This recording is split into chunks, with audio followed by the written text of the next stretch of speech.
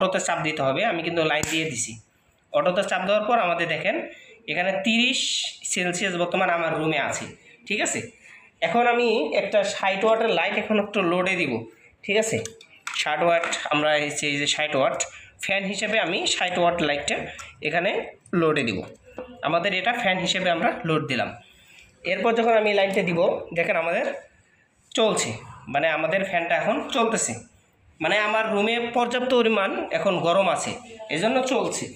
আমি তাপমাত্রা হিসেবে এখানে কিছু বরফ নিয়েছি, যেটা হচ্ছে আমি এখন যদি একটু আগে নিচ্ছি, এখন যদি আমি এভাবে ধরি তো দেখতে পাচ্ছেন আমার কিন্তু একটু পরে তাপমাত্রা কিন্তু কমা শুরু হয়েছে। দেখেন অটোমেটিকভাবে তাপমাত্রা কিন্তু কমতেছে। এখন যদি আবার আমি ধরেন যে আমি তাপমাত্রা এখন বাড়াবো কীভাবে, দেখেন সুন্দর করে কিন্তু বাড়তেছে, আস্তে আস্তে বাড়তেছে। তো আমরা যে সিলেক্টটা করছি সেটা কিন্তু এখানে দেখা যাবে যে কততে সিলেক্ট করা আছে, সেটা কিন্তু আপনি এখানে বাটন চাপ দিয়ে দেখতে পারবেন। তোফাইল ভাই এই যে দেখেন আমাদের এখানে 22-এ কিন্তু সিলেক্ট করা আছে, ঠিক আছে। আমাদের এটা চলছে।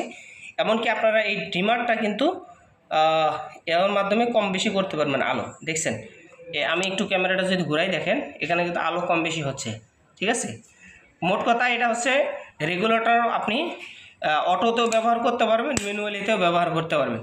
কারণ যে সবসময় আপনি অটোতেও ব্যবহার করতে পারবেন, ম্যানুয়ালিতে এই রেগুলেটর সর্ব অবস্থায় ব্যবহার করা যাবে।